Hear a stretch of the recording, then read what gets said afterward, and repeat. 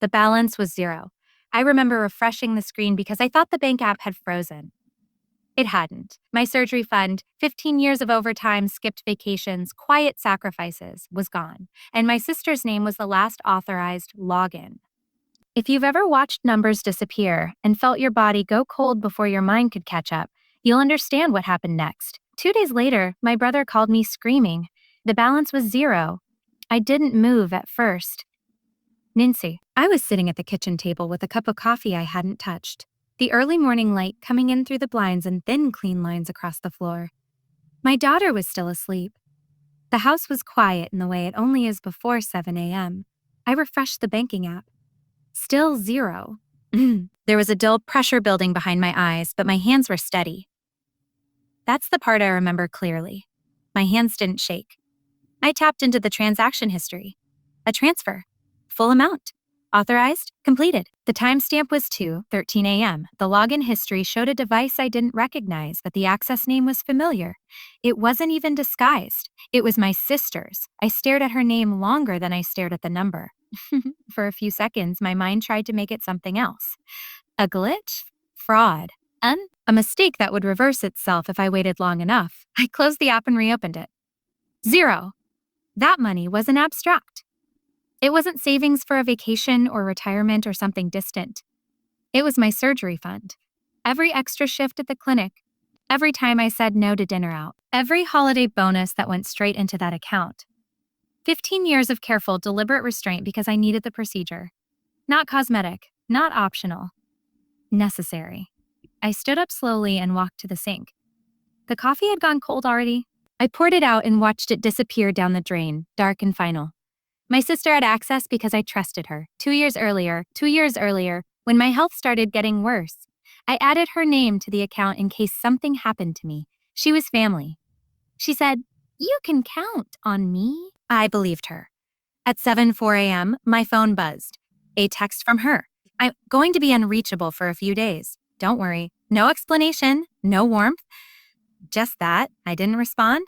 Instead, I walked down the hallway and stood in my daughter's doorway. She was curled up on her side, hair covering half her face, breathing slow and even, 10 years old. She had no idea that the surgery we talked about in careful, age-appropriate words might not happen now. I leaned against the doorframe and felt something shift inside me. Not panic? Not yet. Something quieter, a recognition that this wasn't an accident. At 7:22 a.m., I called my sister, straight to voicemail. I didn't leave a message. By 8:10 a.m., I was on the phone with the bank's fraud department. I kept my voice level. I answered every verification question. I wrote down the case number. The representative said, Because she's an authorized user, this may be considered a civil matter." Civil. The word landed heavier than it should have. When I hung up, I sat back down at the kitchen table and opened my email. There was one from her boyfriend. Sent at 1 a.m. subject line. "We're done being broke." I didn't open it immediately. I just looked at it. The audacity of it felt almost clinical. Like I was observing something from outside my body. I clicked. It wasn't long. Few sentences. He wrote that they'd borrowed the money and that I would understand eventually. He said they needed a fresh start. He said I'd get it back when things stabilized. There was no apology. I closed the laptop. Up until that morning, I would have described my sister as impulsive, not malicious. Financially reckless, yes. Emotionally dramatic, often. But not this, not calculated, except it was calculated. The transfer happened in the middle of the night. The email was timed after. The text message preemptively shutting down contact. This wasn't panic money. It was planned. My daughter walked into the kitchen at 8:37 a.m., rubbing her eyes. "A morning, Mom? E-morning? A morning." She climbed into the chair across from me. She looked at my face for a second longer than usual. Children now considered lying, saying I was tired, saying I had a headache. But something in me was too tired for that. Aunt Lisa moved some money from my account without telling me. All of it? She didn't react the way adults do. She didn't gasp or ask how or why. She just processed. And that's the surgery money. Yes. She slid out of her chair and walked around the table to me. She wrapped her arms around my shoulders. Her voice was steady. "Mom, don't cry." I hadn't realized I was. Mom, we'll figure it out. I held her a little tighter than usual. At 10:15 a.m., I drove to my sister's apartment. Her car was gone. The blinds were drawn. There was a package on the doorstep addressed to her boyfriend. I knocked anyway. No answer. I tried her again. Straight to voicemail. Standing there, I felt the first crack.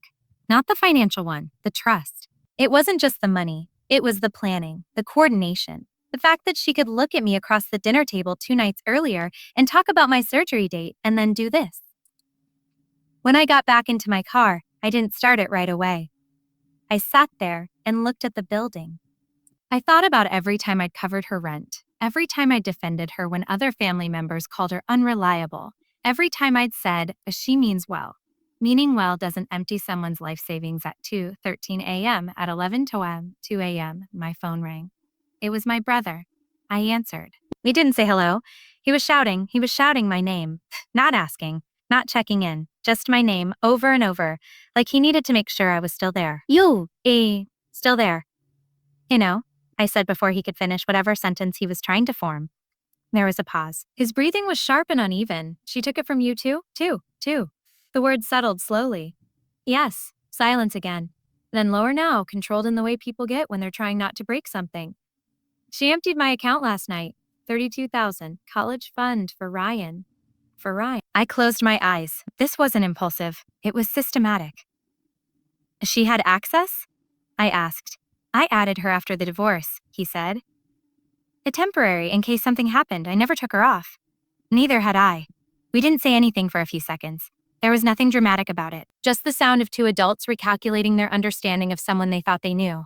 She sent me a text at 6, he continued. It said she needed space. That she'd explain later. I got one too? And him? He asked. He emailed. A sharp exhale on the other end, of course he did. We didn't need to explain who he was. Her boyfriend had been in and out of jobs for years. Big ideas. No follow-through. He talked about investments the way other people talk about weather. Constant, dramatic, and usually wrong. How much did she take from you? My brother asked. All of it. He didn't ask what Iwufkoi meant. He knew about the surgery. Jesus, he said quietly. After we hung up, I sat in the parked car outside my sister's building and began to see the pattern. Not emotionally, logically. 2 months ago, she asked detailed questions about my account. Not casually, specific ones. How long before the surgery date? Was the money liquid? Could it be transferred quickly in an emergency? At the time, I'd interpreted it as concern. 3 weeks ago, she offered to help manage paperwork for my medical leave. Last week, she insisted on having dinner at my house instead of hers. She was assessing access points. When I got home, my daughter was at the kitchen table doing homework.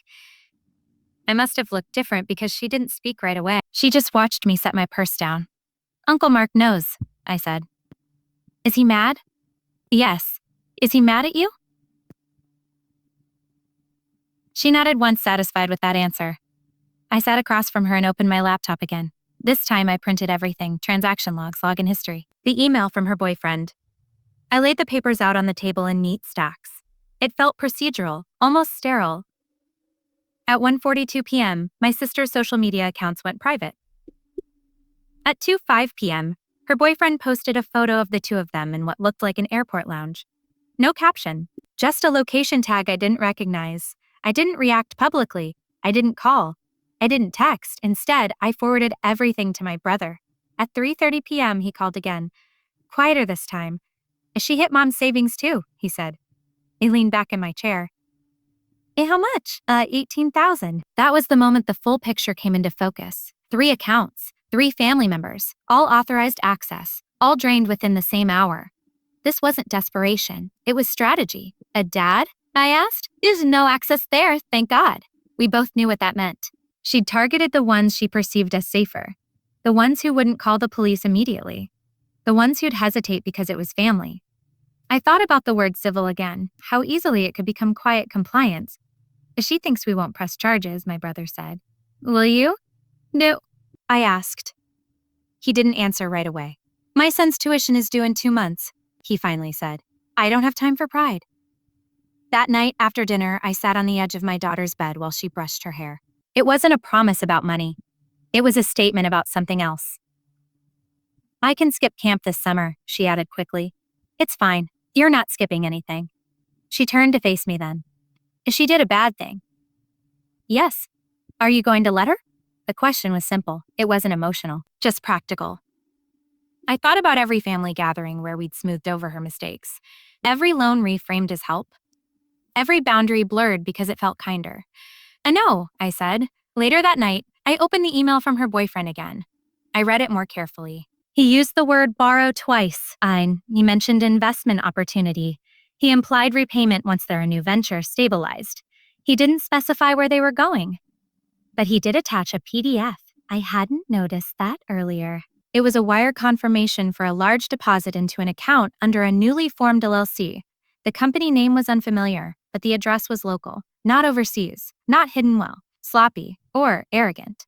At 11:18 p.m., my phone buzzed again. Unknown number, I answered. It was him. It was him. His voice wasn't calm like in the email. It was sharp. Defensive before I'd said a word. You need to tell your brother to stop calling her. I haven't spoken to her, I said. She's under a lot of stress. So am I. There was a brief silence. It's temporary, he insisted. You'll get it back. When the deal closes. What deal? He hesitated. That hesitation told me more than anything else. You don't have one, I said. He started talking faster, words stacking on top of each other. Big plans. Real estate flip. Crypto rebound. Real estate flip.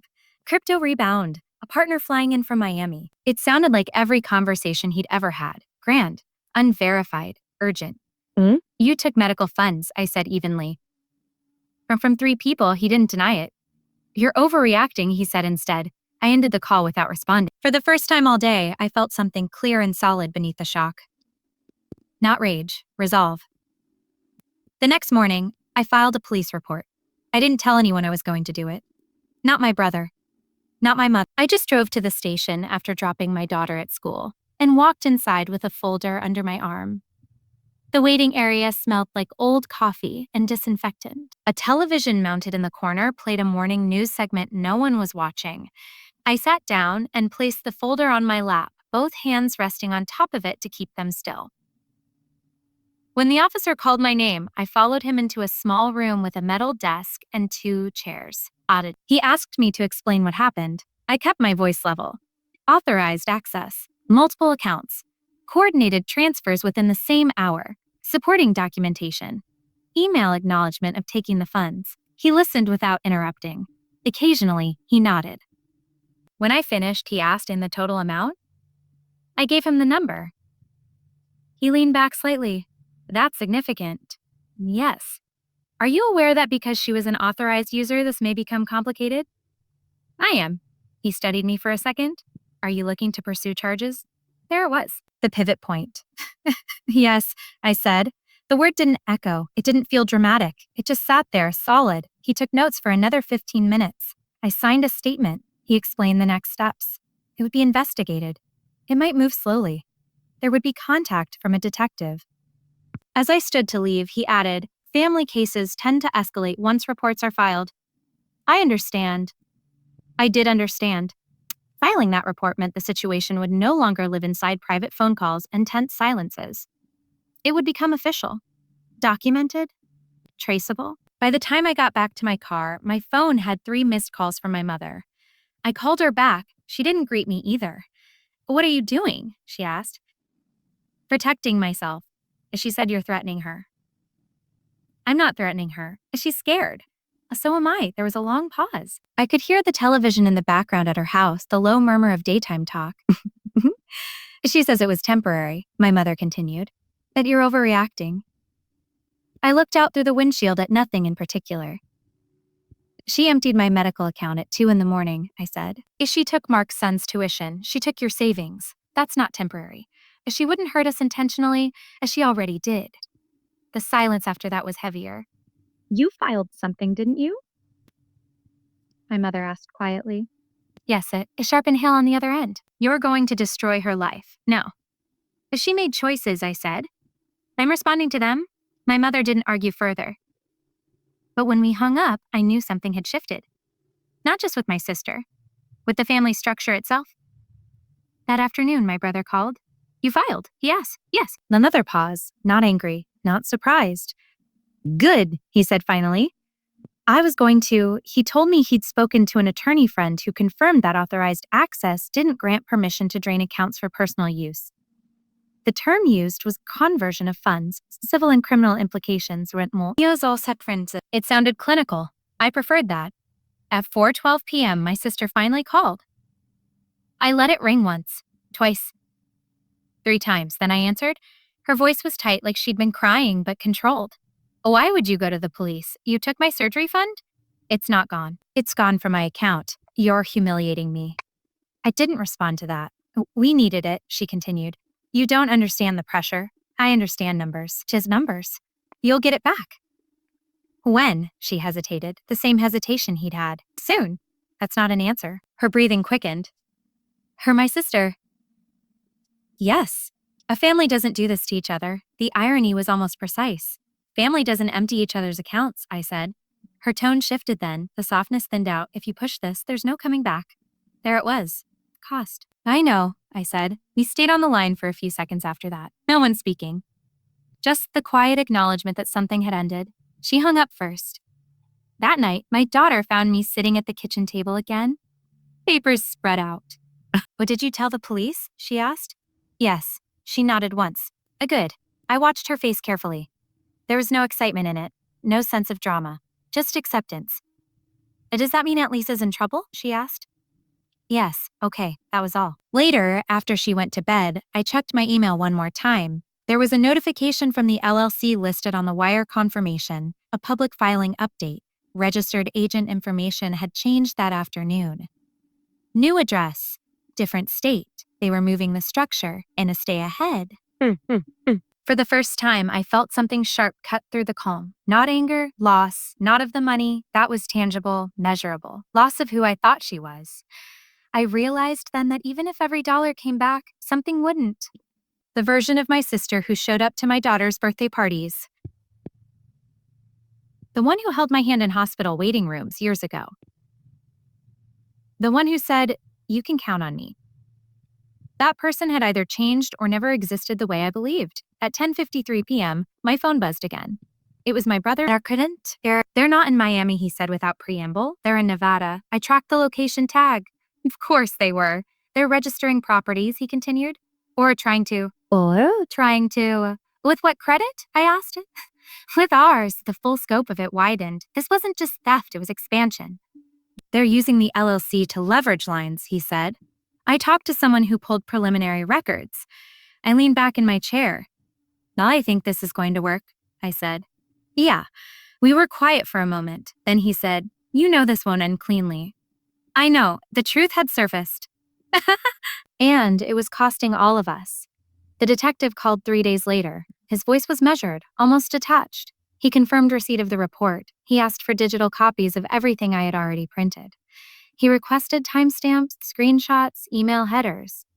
He said they were coordinating with financial crimes because of the total amount involved and the pattern across multiple victims. The word sat differently than civil. Has she contacted you again? He asked. Yes. Keep records. Do not engage beyond necessary communication. Necessary. That afternoon, my sister texted me. You need to stop this. It's getting serious. I looked at the message for a long time before responding. It already is. 3 dots appeared immediately. Disappeared. Appeared again. You don't know what you're doing, she wrote. I didn't answer. An hour later, my mother called again. She's panicking, she said. There are investigators calling? Yes. Can't you handle this privately? It stopped being private when she transferred the money. She says if charges are filed, she could lose everything. All she already did. My mother's voice cracked for the first time. I raised you girls better than this. There was no accusation in her tone, just confusion. I didn't argue. I didn't defend myself. I just said, I'm not the one who moved the money. That evening, my brother came over. He sat at my kitchen table where the stacks of paper had become a permanent fixture. He brought updated credit reports. There were 2 hard inquiries tied to the LLC. Both denied. They're scrambling, he said. Good. He looked at me carefully when I said it. Not because it was harsh. Because it wasn't. It was factual. I talked to a lawyer, he continued. If criminal charges stick, restitution could be ordered. They could, I repeated. Yeah, we both understood that even if restitution was ordered, collecting it would be another matter entirely. My daughter came into the kitchen halfway through our conversation, and she listened without interrupting, leaning against the counter. Are they in jail? She asked. And not yet, my brother said gently. She nodded. Okay. Later that night, my sister called again. I answered because I needed to hear her voice without the filter of text. She didn't cry this time. She sounded tired. Do you remember when we were kids and I broke Mom's vase? She asked. Yes. You told her it was you? I remembered I was 12. She was 8. She'd been terrified of getting in trouble. I thought we protected each other, she said. Oh, we did, I replied. Then why aren't you protecting me now? The question hung there. Because you're not 8 anymore, I said quietly. She exhaled sharply. You're choosing money over me. No, I said. I'm choosing reality. There was a long silence. I could hear traffic in the background where she was. Distant, constant. You don't understand how desperate it got, she said finally. Then explain it. Another pause. I can't. That was the most honest thing she'd said. You didn't just take from me, I continued. You took from your nephew. From Mom. You set this up. It wasn't supposed to go like this. How was it supposed to go? No answer. The truth was, she hadn't expected resistance. She had expected hesitation, delay, family meetings, emotional appeals. Instead, there was documentation, reports, external eyes. External eyes. If you keep pushing, she said, her voice tightening, you'll regret it. It wasn't shouted. It wasn't dramatic. It was a warning. I already regret trusting you, I said. She hung up. After that call, something inside me settled. The wavering part. The one that wondered if I was being too severe. Went quiet. 2 days later, the detective called again. They had contacted the registered agent of the LLC. There were discrepancies in the formation documents. Potential misrepresentation. They're not as careful as they think, he said. My mother stopped calling after that. Not out of anger, out of exhaustion. I could feel the strain in every conversation. She loved both of us. But love doesn't neutralize consequences. At school pickup, another parent asked casually how my surgery plans were progressing. Delayed, I said. That was the first time I said it out loud. Delayed. The reality of that landed differently than the police report had. The case would move at its pace. My body would move at its own. That night, my daughter sat beside me on the couch while I reviewed an email from the detective. She rested her head against my arm. Are you scared? She asked. No, I said after a moment. I'm clear. She seemed to accept that. The next morning, my sister sent a final message. If you don't withdraw the report, I'm cutting you off completely. I read it twice. There was a time when that threat would have worked. When the idea of losing her would have made me reconsider everything. But she had already cut herself off the moment she transferred the money. I didn't respond. By the end of that week, formal charges were being reviewed by the district attorney. Pressure was building. Not loud, not chaotic. Steady.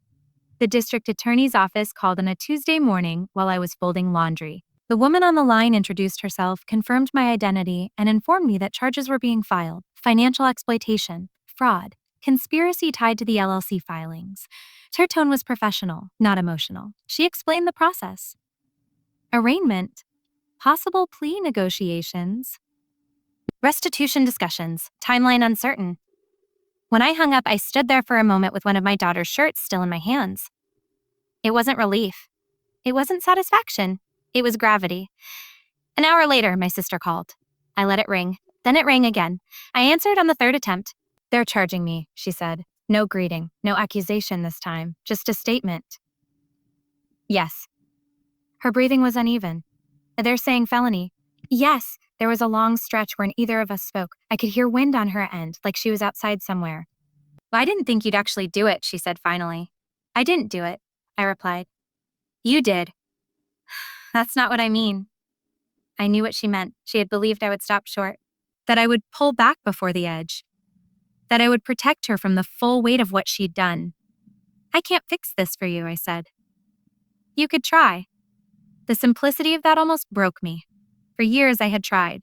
Covered rent, co-signed loans, smooth conversations. Explained her behavior to other people in softer terms than it deserved. Trying had brought us here. I'm not doing that anymore, I said. Her voice hardened slightly. So that's it? Yes. She let out a sound that wasn't quite a laugh. Over money. There was nothing left to argue after that. She hung up without saying goodbye. The arraignment happened 2 weeks later. I didn't attend. My brother did. He texted me afterward. She pled not guilty. Of course she did. Her boyfriend was charged as well. The LLC accounts were frozen. The preliminary investigation found that most of the funds had already been transferred again into speculative investments that had collapsed within days. Gone. Restitution would depend on future income, if there was any. The attorney explained that even if an order was granted, it could take years. Years. I called my surgeon that afternoon. I need to postpone, I said. There was a brief silence on the other end. Then a calm explanation of rescheduling windows and pre-op timelines. No judgment, just logistics. When I hung up, I allowed myself to sit in the quiet of the house. I didn't cry. I just recalculated. That evening, my daughter sat across from me at the kitchen table again. The same table where the 0 had first appeared. Is she going to jail? She asked. I don't know yet. She considered that. Are we still us? She asked next. The question was small, almost fragile. Yes, I said. We are. She nodded and went back to her homework. Over the next month, family dynamics shifted in subtle ways. My mother stopped trying to mediate. She attended a hearing once, then didn't go back. My father kept his distance from the entire situation. At Thanksgiving, there was an empty chair where my sister would have sat. No one mentioned it. The case moved slowly. Motions filed, dates set, delays requested. I returned to overtime shifts. I opened a new account. Only my name on it. Every deposit felt different now. Less hopeful. More guarded. One afternoon, I received a letter from her attorney requesting a conversation about a potential reconciliation and alternative resolution. I declined, not out of anger, not of clarity. 6 months after the charges were filed, she accepted a plea agreement. Reduced charges in exchange for restitution and probation. No prison time, but a felony record. When my brother told me, I sat very still. She asked about you, he added. What did you say? You're fine. That was enough. The restitution order was formalized weeks later. A monthly amount. Modest. Realistic. It would not rebuild what had been lost quickly. But it was acknowledgement. The first payment arrived by certified mail. I held the check in my hand for a long time before depositing it. It wasn't victory. It was evidence. Evidence that actions have weight. My surgery is still postponed. I am rebuilding the fund slowly. Overtime, budget adjustments, patience. My sister and I have not spoken since that last call. Sometimes I think about the version of her I used to defend. I don't try to reconcile her with the one who transferred the money at 2:13 a.m. Both existed. Only one remains. At night, when the house is quiet, I don't replay the betrayal anymore. I think about boundaries, about how long I confuse protection with love. My daughter asked me recently if I miss her. Yes, I said. Do you want her back? I thought about it carefully. No, I answered. Not like this. The last time I saw her in person was at a preliminary hearing months ago. We passed each other in the hallway. She looked smaller than I remembered. Not defeated, just reduced. We didn't speak. We didn't need to. Some things end without shouting. They end with paperwork. With signatures. With silence. I still believe in family. I just believe in records now, too.